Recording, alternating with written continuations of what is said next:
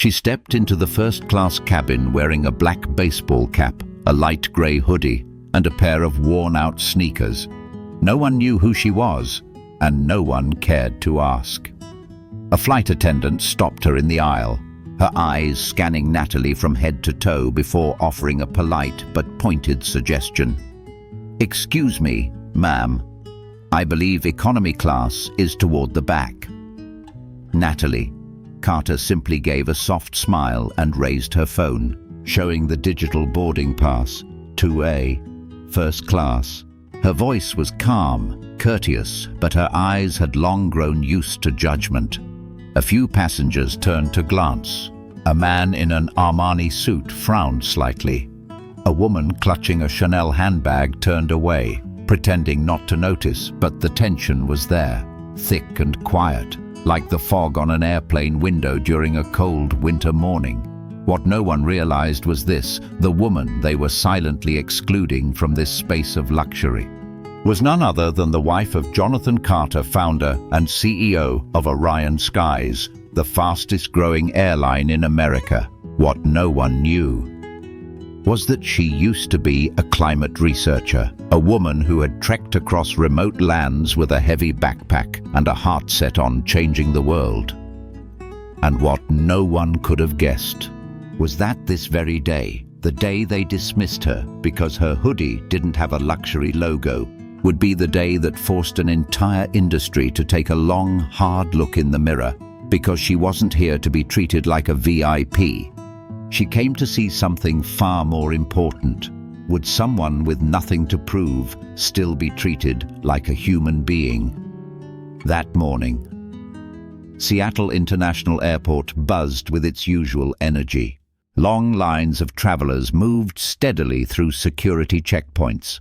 Flight announcements echoed overhead, and the crisp morning air was laced with the comforting scent of freshly brewed coffee. Natalie Carter moved quietly through the crowd, clutching a faded canvas backpack and draping her familiar grey hoodie loosely over her shoulders. She didn't stand out, and that was exactly how she wanted it. She had lived through the whispers, the stares, the scrutiny. These days, invisibility brought her a strange, welcome peace. She stopped at a small coffee kiosk near gate B12, where the line of passengers ebbed and flowed with every boarding call. "Just a regular black coffee, please," Natalie said with a kind smile, pulling a few crumpled bills from her coat pocket. No platinum credit card, no fingerprint scan, no QR code. The young man behind the counter, probably a college kid working a morning shift, glanced briefly at the fraying fabric of her hoodie, then offered a polite smile in return. "Heading somewhere nice?" he asked. "Boston. My family's celebrating their 45th anniversary." "Sounds lovely. Safe flight, ma'am." Natalie dropped her change into the tip jar, wrapped her hands around the warm paper cup, and slowly made her way toward gate B26, where Orion Skies Flight 907 was preparing to board first-class passengers. She paused for a moment, watching the crowd around her. A father read a picture book to his little girl. An elderly woman dozed off in a wheelchair. A cluster of business travelers tapped away on their keyboards, accompanied by the soft hum of overhead music. It was all so familiar, yet every time she looked, it felt brand new. Natalie had once been one of them, not in first class, but in a cramped seat near the emergency exit, with a drawstring backpack as checked luggage. And maybe that's why she noticed what others missed. Everyone here had a story, one you couldn't see just by looking. Then came the announcement over the speaker. "We now invite our first-class passengers to begin boarding Flight 907 to Boston." Natalie rose from her seat. She gave her backpack strap a gentle squeeze, picked up her now half-cold coffee, and walked toward the gate where she wouldn't be judged by her boarding pass, but by her appearance. Natalie stepped into the priority lane. The boarding pass on her phone clearly read Seat 2A, First Class. As she moved forward, her eyes met those of a man in a tailored charcoal suit, sporting a Rolex and pulling a sleek Toomey suitcase. He gave her a quick once-over, then turned to the gate agent, his expression silently asking, "Are you sure she's in the right line?" But Natalie didn't flinch. This wasn't the first time someone had looked at her that way. The difference was, today, someone would have to answer for it. "Boarding pass, please," said the Orion Skies crew member at the gate, a young woman in uniform, her eyes flicking from the phone screen to Natalie's outfit. The professional's smile on her lips hesitated just for a moment. "You're sure?" "2A?" she asked, politely but pointedly. "Yes, first class," Natalie replied calmly. "Thank you, ma'am. Have a pleasant flight." The words followed protocol, but the eyes, they spoke the truth she already knew. She stepped into the first-class cabin where cream-colored leather seats, pre-poured wine, and warm golden lights gave the space the feel of a five-star hotel. As Natalie lifted her backpack into the overhead bin, a flight attendant approached. Daniel, with slicked-back hair and a smile that never quite left his face, stopped beside her. "Excuse me, miss. Do you need any assistance?" "No, thank you. I'm in 2A. "Oh, may I take another look at your ticket?" She held up her phone. Daniel stared at the screen a little longer than necessary. "I'll just double-check something real quick. Please hold on." He walked briskly toward another crew member, Marcy, a woman with neatly tied brown hair and the air of someone always 10 seconds behind schedule. But her sideways glance at Natalie said more than time pressure. It was the kind of look that measured people before speaking to them. They whispered back and forth. Then Marcy turned to Natalie, eyeing her like an unexpected complication at the start of a long shift. Natalie closed her eyes. 1, 2, 3. She was no stranger to the feeling of being sized up and quietly priced by a single glance. A few passengers had started to notice. The man in seat 2C glanced over the top of his newspaper, then quickly pretended to read.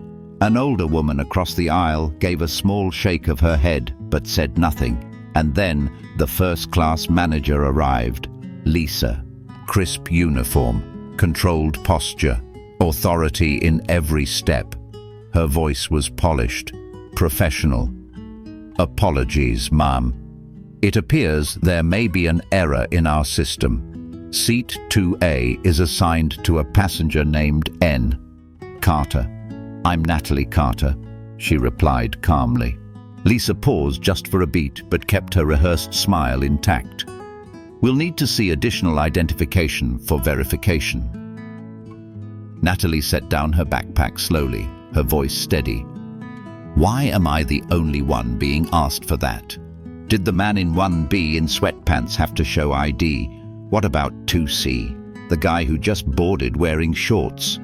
Silence. No one answered. No one dared. Lisa looked uncertain. Daniel turned away. Marcy stared at the floor. Natalie took a deep breath. "You're not checking because something seems off. You're checking because I don't look like someone who could afford first class." Lisa pressed her lips together.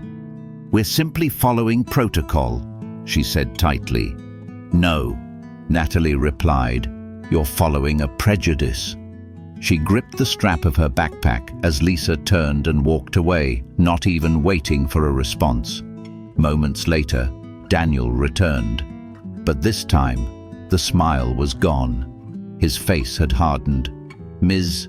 Carter, if we're unable to immediately verify your identity, I'm afraid we'll have to reassign you to economy class."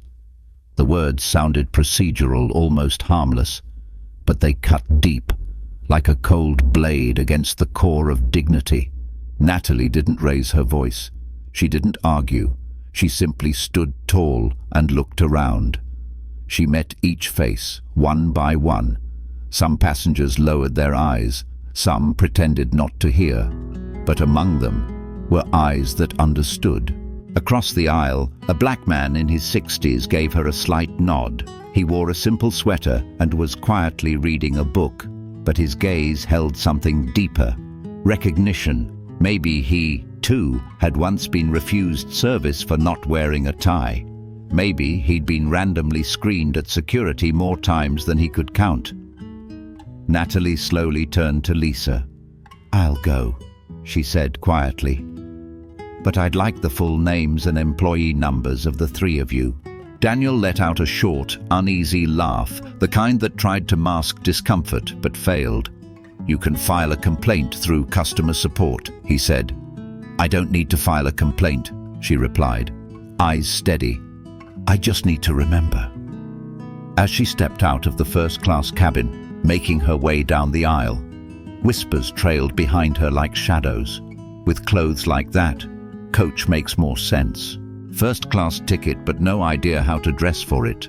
Natalie bit her lip, not out of anger, but something far heavier, sadness. When Marcy guided her to seat 22E, a tight middle seat, just a few rows from the lavatory, Natalie said nothing. She didn't argue. She didn't explain. She just looked out the window. The sun was rising. The sky, clear and blue. But people's hearts felt grayer than a stormy afternoon. As she slid into her seat and tucked her backpack beneath her feet, she heard a whisper from the row beside her, a young woman murmuring to her friend. "She looks kind of sad," one girl whispered. "Maybe her ticket got cancelled or something. I mean, how does someone like her end up in first class anyway?" Natalie closed her eyes, not because she'd been bumped to economy, but because judgment, real judgment, is fast, effortless, and ice-cold. She remembered being the little girl who wore her brother's old t-shirts to school, standing in food pantry lines with her mum on freezing winter mornings.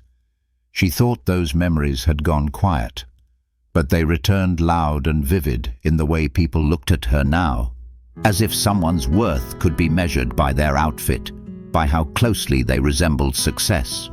As the plane began to taxi down the runway, Natalie pulled out her phone. A new message from Jonathan lit up the screen. "Meet me at tomorrow morning's board meeting, if you're still up for it." She typed back just 3 words: "I am. Absolutely." The next morning, sunlight glinted off the mirrored windows of the Orion Skies headquarters, a sleek tower of steel and glass in the heart of downtown Seattle. From a distance, the Orion Skies headquarters looked like a colossal aircraft ready for takeoff. A vessel built from steel and ambition, aimed straight at the skies its founder, Jonathan Carter, intended to dominate. On the 42nd floor, in a sleek, glass-walled boardroom, Margaret Hill, Director of Customer Experience, straightened a stack of documents on the table. Her eyes scanned the latest performance dashboard, 13% increase in negative feedback last quarter. 48% related to employee attitude. "The board will be fully present," said her assistant quietly, "and Mr. Jonathan Carter will attend in person." Margaret's heart skipped a beat. It would be the first time the company's elusive founder had attended an internal meeting since acquiring Orion Skies. "Make sure the first-class cabin crew from yesterday is present," she said quickly. "Lisa, Daniel, and Marcy have all been invited." "Ma'am." "Good. They were our top-rated service team last quarter," Margaret replied. "We'll need a few shining examples to show the board." Meanwhile, in the penthouse suite on the 50th floor of the Grand Seattle Hotel, Jonathan Carter stood before the mirror, adjusting a perfectly tailored navy blue suit. His reflection was sharp, commanding, but his eyes held a flicker of something quieter, something thoughtful, behind him.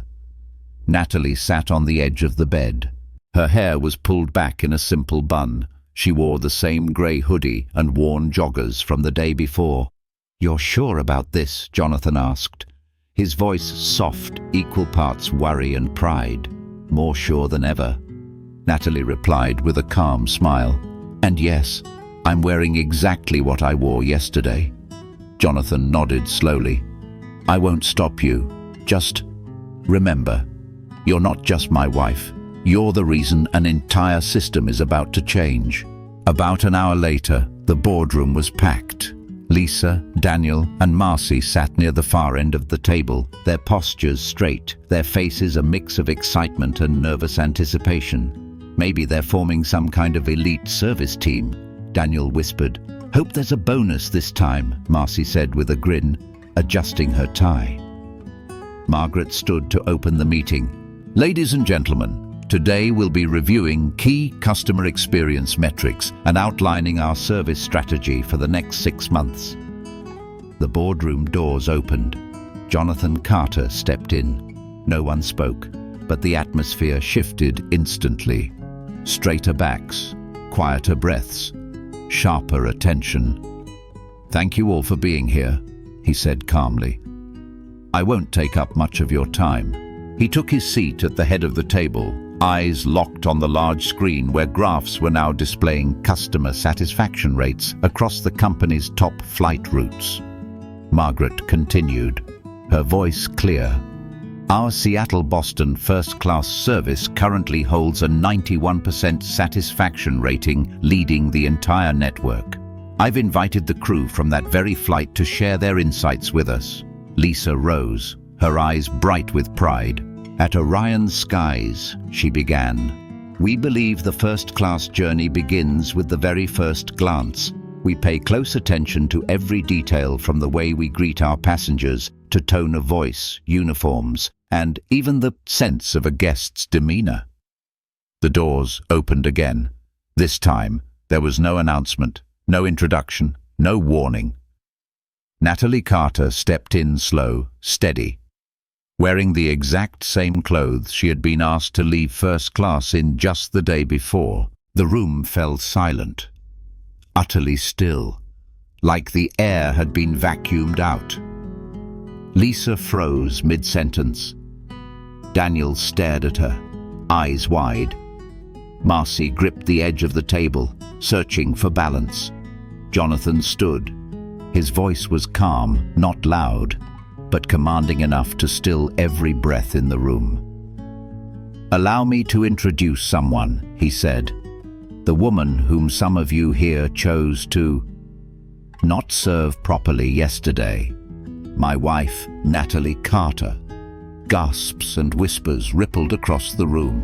A regional director blinked in disbelief. A board member turned to Lisa, silently asking, "Is that really her?" Natalie walked to the center of the room, no fury on her face, no vengeance in her voice, just one thing in her eyes: truth. No one said a word as Natalie stood in the center of the boardroom. She didn't need a title. She didn't need to explain who she was. The silence from Lisa, the panic in Daniel's eyes, the bowed head of Marcy, those were confirmation enough. Jonathan stepped back, giving his wife the floor. Natalie slowly turned to face the 3 crew members seated stiffly at the end of the table. "Yesterday," she said, her voice even, "I wore this exact outfit." She lifted her hand slightly, touching the hoodie at her chest. "And because of this, you assumed I didn't belong. You questioned my identity. And when I didn't meet your expectations, you removed me from first class." Lisa's lips tightened. Daniel opened his mouth as if to speak, but Natalie raised her hand gently but firmly. "There's no need to say anything. Yesterday, I didn't need words either, because everything had already been said in your eyes." Natalie pulled out a thin stack of papers and placed it gently on the conference table, right in front of the board. "These," she said, her voice clear but calm, "are 26 recorded incidents from the past 90 days, all with one thing in common: passengers were questioned, denied, or challenged, not because they broke any rules, but because they didn't look like someone who belonged in first class." A board member furrowed his brow. Where did you get this information?" "From the customer feedback department," Natalie replied. "They logged these cases, labeled them as minor misunderstandings, and filed them under low priority. Margaret Hill scrambled to open her laptop. I wasn't aware of any of this. That's exactly the problem. Jonathan cut in, his voice cold and razor-sharp. You should have been. Lisa straightened in her seat, trying to regain composure. We were simply following protocol, she said. When a passenger doesn't match the expected appearance for a first-class seat. Stop, Natalie said, still soft-spoken, but firm, unshakable. No one wrote in your training manuals, suspect anyone wearing a hoodie.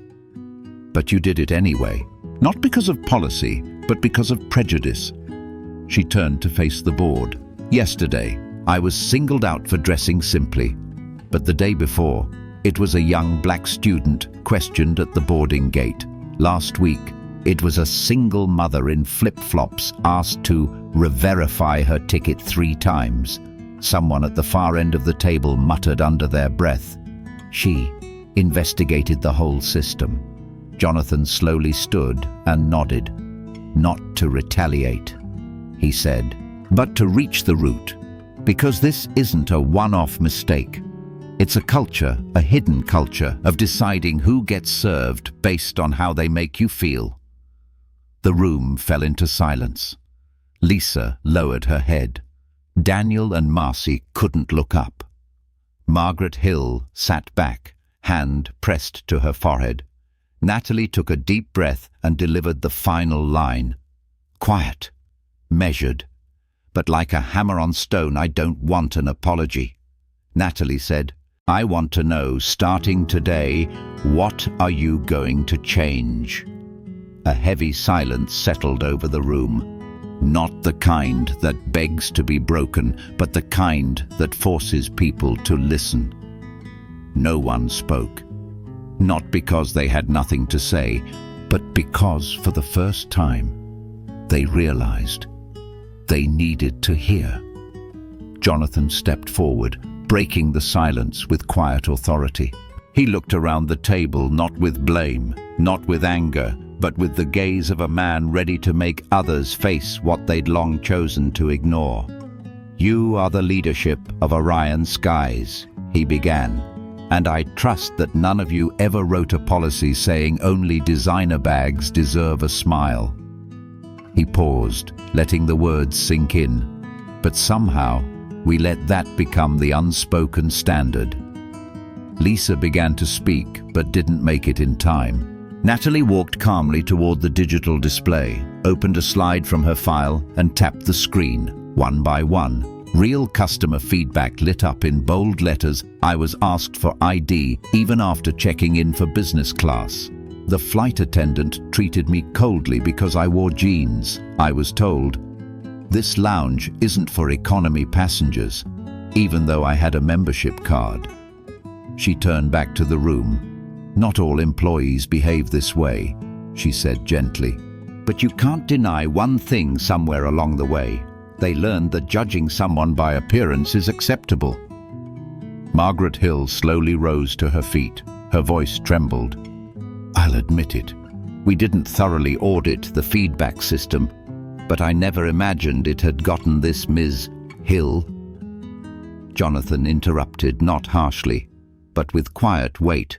If my wife, a fully paying passenger, can be removed from first class without a single official apology from this company, then yes, it's already serious. Jonathan turned back to the 3 crew members. I don't place the blame solely on you, he said. I place it on the environment, the culture that made you believe this kind of behavior was okay. Lisa swallowed hard. Marcy lowered her head. Daniel closed his eyes like he was trying to block out the memory of the day before. Natalie's voice was calm, warm, but unshakable. We don't need perfect people, she said. We need people brave enough to look inward. And we need a system transparent enough to correct itself, not conceal its flaws. A board member slowly raised his hand. Then, Mrs. Carter, he asked, if you were given the authority, what would be your first steps? Natalie didn't hesitate. First, she said, rebuild the entire employee training program with a core focus on appearance bias and unconscious judgment. Second, overhaul the customer feedback system and ban any practice that classifies these kinds of complaints as minor misunderstandings. And finally, Natalie said, her voice steady, every frontline employee from flight attendants to check-in agents must complete at least 1 month working directly in customer complaints. Because only when they hear the pain in those voices, only when they truly feel what it's like to be dismissed, misunderstood, or unseen, can they learn how to serve with empathy. Jonathan nodded slowly. And I will personally sign off on every step of that process. A voice rose from the back row. It was the chairwoman of the board. Perhaps Mrs. Carter isn't just a passenger, she said quietly. She's just exposed a cultural blind spot, one we've been too afraid to name. No one disagreed, because for the first time, everyone understood the problem wasn't Natalie. The problem was them. The air in the boardroom remained tense like a wire stretched to its limit as Natalie quietly returned to her seat. She paused in front of the 3 crew members, Lisa, Daniel, and Marcy. They sat silently now, no more confident posture, no rehearsed smiles, only the eyes of people who had just been shown the truest mirror of their careers. Everyone in the room seemed to brace for a verdict. In many companies, Jonathan began, his voice calm but heavy. What you did yesterday would be grounds for immediate termination. Lisa closed her eyes. Daniel swallowed hard. Marcy's hands trembled slightly in her lap. But firing you, Natalie continued, gently stepping in, would only make us feel better. For a moment. The real problem, she added, would still be there, buried beneath a polished company handbook and a spotless lobby. She looked at them not with anger, but with something deeper, expectation. We don't want to fire you, she said. We want you to change so you can help change others. A quiet beat passed. Then Natalie spoke again. Starting next week, all 3 of you will be temporarily reassigned. Month 1. You'll work directly with the customer care and feedback team, hearing every complaint, every frustration, every moment someone felt unseen. Month 2. You'll serve in the economy cabin where passengers don't pay with black cards, but with savings or hope. Marcy looked up, hesitant, and, after that, Natalie nodded gently. If you demonstrate growth in your internal evaluations over those 2 months, you'll be considered for reinstatement in first-class service. Daniel bowed his head slightly. I understand, he said softly. Lisa said nothing, but a single tear slid down her cheek. Jonathan stepped forward, deliberate and steady. This isn't punishment, he said. It's a chance to become the kind of crew members who don't just meet standards, but serve with conscience. Then he turned to the full boardroom. Because a company doesn't earn the right to be called first class by serving only those who look the part, but by serving everyone with dignity. After the reassignment was announced, the room remained silent. Not out of tension anymore, but reflection. Natalie returned to her seat, but didn't sit. She looked around the table at the faces of department heads, regional managers, executive leaders, people accustomed to reporting numbers, but rarely stopping to see the humans behind the feedback. This didn't start on yesterday's flight, she said quietly. It's the product of hundreds of judgmental glances, thousands of careless words, and millions of passengers who've never been seen as worthy enough simply because they didn't dress, speak, or carry themselves the way someone imagined success should look. Jonathan stood beside his wife. His voice was even but precise, like a scalpel cutting straight to what mattered. Starting next week, he said, Orion Skies will implement 3 major reforms. Not as a campaign, not as a temporary fix, but as a permanent part of our company's DNA. He raised his hand, 3 fingers extended. First, complete retraining. Jonathan began. All frontline staff, flight attendants, check-in agents, airport security will go through a new program we're calling Bias-Free Interaction. This won't be another dull training video, he added. It will be real conversations, with real passengers, people who've been hurt by the way we've treated them. A few heads nodded slowly around the table. Natalie stepped forward again. Second, we're overhauling the feedback system. Every complaint involving bias or discriminatory behavior, no matter how small, will now be flagged, tracked, and investigated by an independent review panel. A panel that does not report to the customer service division. She placed a small stack of documents on the table.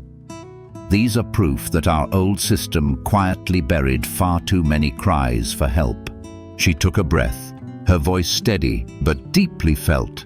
And finally, we're redefining what success looks like. From now on, an employee's performance won't be measured only by how they smile at VIPs, but by how they treat the man in a faded t-shirt, the elderly woman in plastic sandals, and the young student with brown skin and a borrowed backpack. Jonathan continued, because premium service doesn't begin with velvet curtains. It begins with equal kindness. The room fell still again. Then, for the first time since the meeting began, the chairwoman of the board slowly rose to her feet. "Mrs. Carter," she said, her eyes warm and steady. "I used to believe that a single customer couldn't change a company's culture, but today you've proven me wrong." She turned to address the entire room. What happened yesterday could have been forgotten, had the person mistreated not been the founder's wife. But what I admire most is not who you are, but how you chose not to retaliate, and instead chose to reform. She paused, then added gently, but with weight that filled the room, Orion Skies doesn't just need to soar through the skies. We need to take flight in how we think. 3 weeks later, on a crisp autumn morning, Daniel sat behind the customer feedback desk, a place he never thought he'd end up. Across from him sat a middle-aged woman, her hands gripping the handle of a worn-out handbag. Her voice trembled. "They didn't believe I had a business-class ticket. I've worked overtime for 6 months just to visit my daughter overseas. But because I dressed simply, they thought I was lost." Daniel didn't know what to say. For the first time, there was no script, no line like, "We apologize for the inconvenience." All he had were his eyes, and for the first time in his career, he used them to really see. After a long pause, he finally said, "I used to work on board. I know what it's like to be questioned in front of 100 watching eyes. I'm sorry. I'm learning how to listen again."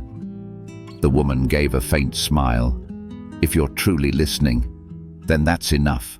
At another airport, on the other side of the country, Marcy was kneeling beside an elderly man whose sneakers were worn at the heel. He kept repeating the same line, "I have a first-class ticket. Okay, please don't send me away." Marcy didn't respond with a reassurance from above. She didn't ask to see his boarding pass. Instead, she crouched down so she could see him, eye to eye. "I'm not sending you anywhere," Marcy said gently. "Your seat is 3D. And here, no one gets checked just because of their shoes, in a crowded economy cabin across the country." Lisa was quietly beginning again. She crouched beside a young boy on the spectrum, helping him settle into his seat. His mother, clearly nervous, whispered an apology. "I'm so sorry. He may make some noise." Lisa just smiled. "That's okay. We're here to serve people, not perfection." At the same time, across the company, something remarkable was happening. The new Orion Skies system began registering a shift. Passenger satisfaction scores jumped by over 20%. Messages like, "Thank you for not judging me by how I looked," began pouring in. And in a training room, during an internal recording, Natalie listened to a quiet exchange between two junior crew members. "That passenger's outfit looks weird. Maybe they're in the wrong seat." "No, don't assume. Now we just treat people with kindness. If they have a ticket, they have a seat. And if they're human, they have our respect." She smiled, not because of a single comment, but because something deeper was taking root. A new generation of service was forming. One afternoon, while walking past the training center, Natalie paused outside a room full of new hires. On the projection screen was a familiar scene, the moment she had been asked to leave first class. The instructor addressed the room. "This isn't a video to criticize. It's a lesson about how a mistake can become a turning point, if we're brave enough to learn from it." A round of applause followed, not for Natalie, but for what she had planted change, born of courage and humility. Seattle International Airport, a winter morning. Flight 208 to New York was preparing for takeoff. Natalie Carter boarded first class, still in her grey hoodie, joggers, worn sneakers, and black baseball cap. No extras, no upgrades, no disguise. The only thing that had changed was the world around her. Fade to black. If this story moved you, share it. Not for views, but so someone out there might be reminded. True class is never about clothing. It's about character. And change begins the moment we choose to see each other differently. No matter the seat, "Welcome back, Mrs. Carter," a familiar voice said. It was Daniel. No arrogance, no defensiveness. Just a man doing his job with a heart that had clearly changed. "Can I get you anything before takeoff?" "Just a glass of water." "Thank you," Natalie replied. Daniel placed the glass gently on her tray table, then paused. "These last 3 months, I've learned more than I did in 10 years on the job. Thank you for not firing me." Natalie looked at him calm, kind. "I was never looking to fire anyone," she said softly. "I just needed to see someone become a better version of themselves." A moment later, she turned to the window. The sky outside was misty, the runway coated in morning frost. From the cabin entrance, a young woman stepped on board wearing a torn sweater and faded jeans. "Seat 3B. She smiled brightly as the crew greeted her with warmth. No one asked for her ticket. No one glanced twice at her canvas backpack. No one judged. Some changes happen through policy, others through practice. But the ones that last, they begin with seeing people as people.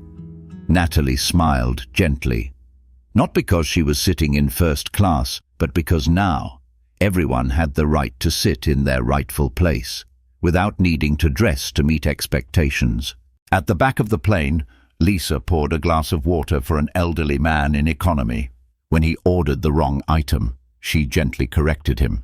When he began to share a story from his youth, she sat down and listened for a few minutes. There was no pressure anymore, only quiet gratitude for being allowed a second chance. At the boarding gate, Marcy bowed slightly to each passenger, not because they looked wealthy, but because every person deserved to be treated with respect. And slowly, the new system began to take root. Employee evaluations no longer just measured professional posture. They now included a new line item.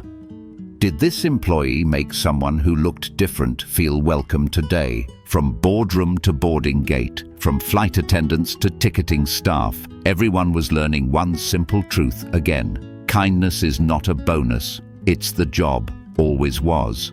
If this story touched you, share it. Not to boost a video, but to remind someone out there. You don't have to look a certain way to be worthy of a seat. You already are, Service doesn't begin with a smile. It begins when you choose to see someone as human, as the plane prepared for takeoff. Natalie sent a final message to Jonathan. The flight's good, not because of the seat, but because of the people. He replied with just one word. Proud.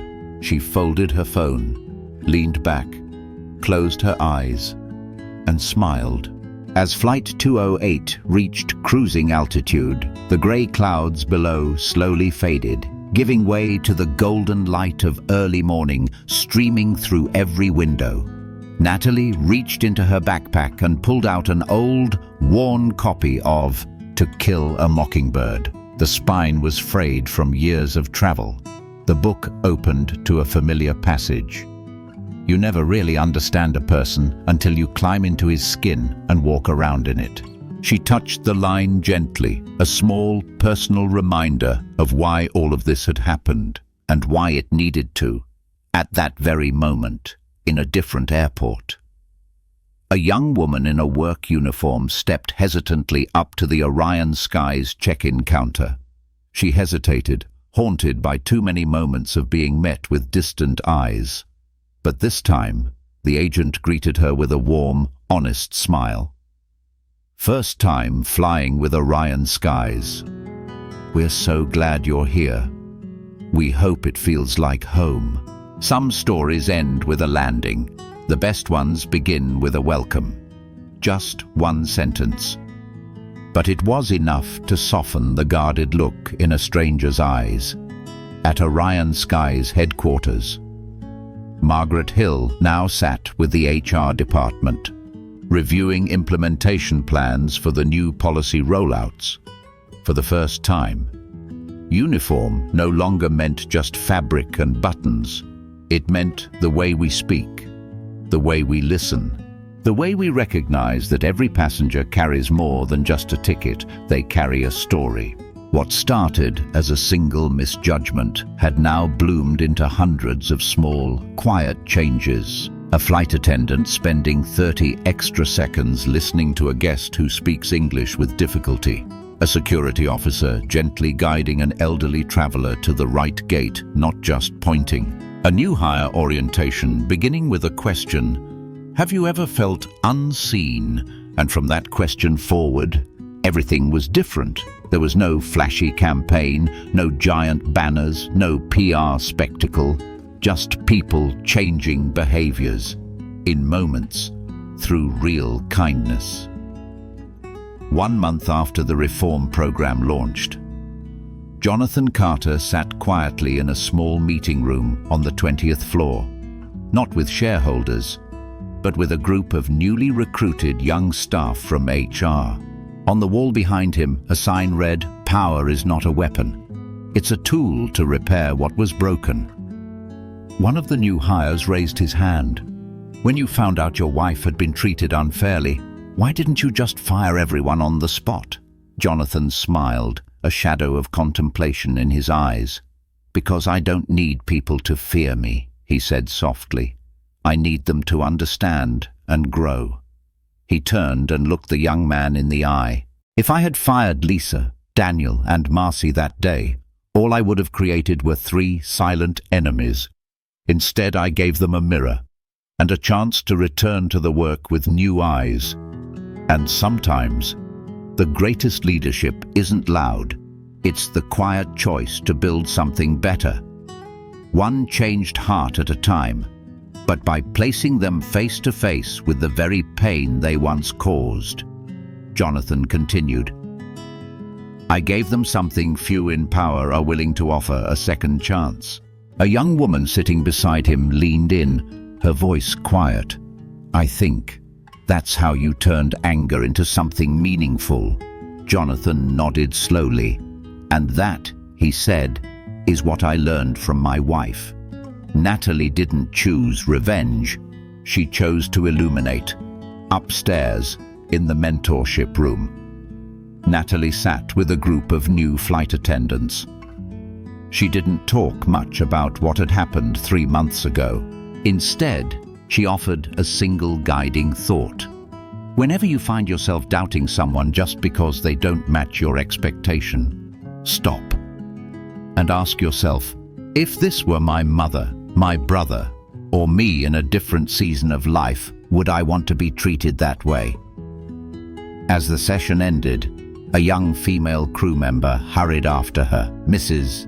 Carter," she asked softly, "if you hadn't been the founder's wife that day, would this ever have been addressed?" Natalie paused, looked the young woman in the eyes, and answered with calm conviction, "Maybe not.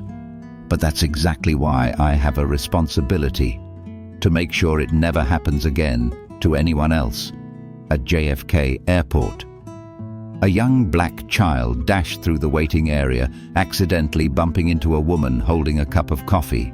She gasped and turned, startled, ready to react.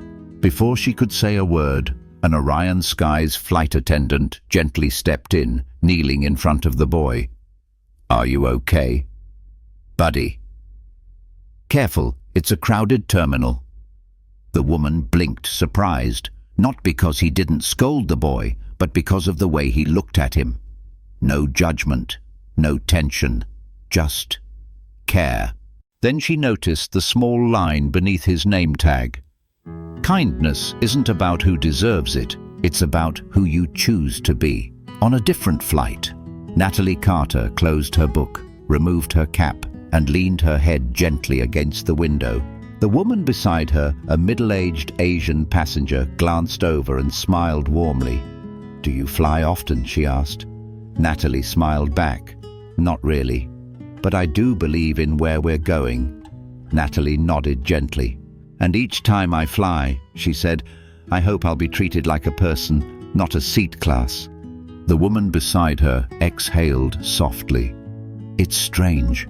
I used to be afraid of first class because I thought I wasn't fancy enough. But today, they made me feel like I belonged." Natalie didn't reply. Instead, she quietly touched her left wrist, where her mother's old silver bracelet rested, weathered and worn. A silent reminder. She once came from a place where smiles disappeared when she entered the room. And now she had helped build a world where kindness didn't have to be earned. The airplane touched down gently on the runway. One journey ended, a new chapter began. If you've ever been judged by how you looked, or if you've ever caught yourself judging someone else, remember this: respect requires no conditions, and kindness needs no proof. If this story moved something in you, share it. Not for clicks, but so someone out there who stayed silent too long might finally find the courage to stand and say, "I deserve to be seen, not because of how I look, but because I am human."